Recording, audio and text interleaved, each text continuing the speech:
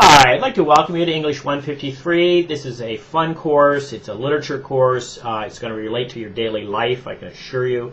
The students have already taken this course, have sent me many emails saying they've really gotten a lot out of it.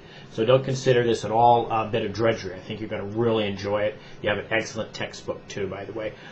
This particular video conference that I'm having here with you is basically about introducing you to the course, not to the content, but to the structure of the course. The content's actually delivered in the Moodle itself. If you scroll down, when you get to item 3, that's the course content, and that's going to be following the content. And then when you get to item 4, that's also the discussion. So it's items 3 and 4 work together to provide the course content. This particular lecture, this video session here, is not about the content. It's about sort of the housekeeping details of the course. Your most important document for the course is the syllabus. It's critical. You can download that out of the course information node there, item 2. Topic 2 in this Moodle. You need to go over it, and then there's a quiz. If you go on down to the Unit 1 content, you'll see that during the first 2 weeks you need to take the syllabus quiz. Briefly, I'd like to point out that there's some kind of neat learning outcomes for this class I'm rather proud of. We're going to spend a lot of time talking about critical thinking and critical thinking skills. And it's not just about literature. This relates to your entire life. Okay, if I can help you learn to improve your critical thinking skills, and your critical reading skills, you're going to be a more successful citizen, more successful parent, more successful employee, all kinds of things. So that's one of the reasons you take this course, not just to learn literature. All right.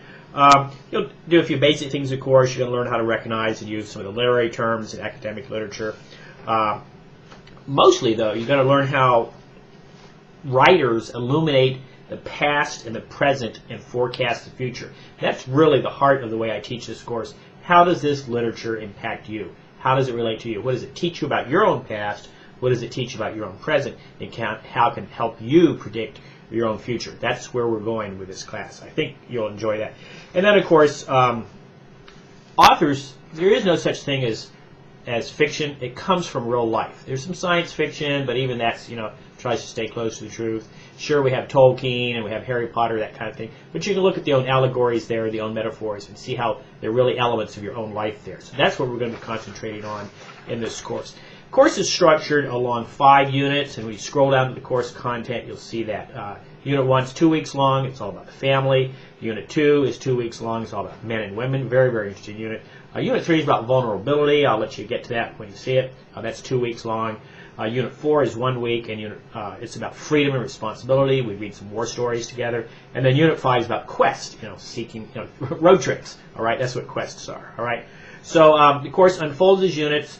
The first 3 units are each 2 week long. The last 2 units each 1 week long. It's up to you to stay current with the unit. You need to understand how the course calendar works. You need to understand how the weeks work. Stick to the units. All right. Do your work on time. Once the unit's over, your work basically expires. Now, speaking about your work, the first part of the course, the first couple of weeks, are totally driven by the discussion forums. All right, this course is structured around the discussion forums, and in fact, they account for 40% of your grade, very, very large amount. So that's where you're going to be doing your learning. That's where you're going to be doing your brainstorming. Now, some of these classes tend to be kind of small, so you're not going to have a lot of contact with each other. Okay, it's better when you do. It helps create more learning community. You will have contact with me every week. Excuse me. Every week, I'll get in there and look at what you posted, and I'll post back, and then you should post back to me. The more number of posts you have, the higher number of posts you have, the larger your higher grade is going to be here. All right, so get in there, be engaged. Just consider it's like classroom discussion, right? And when you guys who are A students, when you want to get an A in a class, you're the ones that raise your hands. Okay, I want that A. I've got something I want to say. So that's what I expect here. Get into the discussions often. Once the unit's over, the discussions are dead. Okay, they don't do you or me any good. So stay current. Absolutely, absolutely critical. All right. Now then, near the end of the semester, or excuse me, term, 8-week term, you'll be doing PowerPoint. There's a rubric for the PowerPoint, the syllabus. That's why I want you to read the syllabus. I'm reading it right now to you. Okay. Very, very important. And then you have an open book written final exam. There's a rubric for that. All right. Although this is not a writing course, I'm still going to expect some decent writing for the final exam. So the course is not heavy on assessment. All right. I'm not doing lots of quizzes. You're not writing lots of paper. It's really in the discussions. That's where I'm really looking at your critical thinking. That's where I'm determining if you're engaged with the material, if you're engaged with the course content, and if you're learning something from it, if you're applying critical skills, counts for 40%. And I grade holistically, okay? At the end of the term, throughout the semester, I'll tell you how you're doing in general terms, but I won't be posting grades on the discussions. Instead, I'll just simply make some comments back to you. At the end of the semester, I'll tell you, well, I thought you did kind of a good job. Not an excellent job, but a good job. So I'll give you a B, and then I'll calculate the number of points that a B is worth, and then I'll calculate it backwards as to the weighted scale. If you notice in the syllabus, everything's weighted. Discussions count for 40%. If you look at the PowerPoint, that counts for 25%. I have a rubric in there, very clear rubric. Final exams, singular, also very clear rubric. So that's the syllabus. Please make sure you understand that. That's how the course unfolds. Please make sure you understand that. There's an item called attendance in the syllabus that counts for 15% of your grade. It's very, very important. And the way you get that 15% is every unit, at the beginning of every unit, there's either a vodcast, that's what you're looking at right now, a video, or there is a MP3 file, which is a podcast, all right, like you get on your iTunes, all right. You need to listen to those. Critical. That's where I deliver some course content. That's what I tell you about what we're doing that unit specifically and what I'm hoping you'll learn, and tell you a little bit about the authors at that point. Okay, I expect you to read about the authors in your textbook.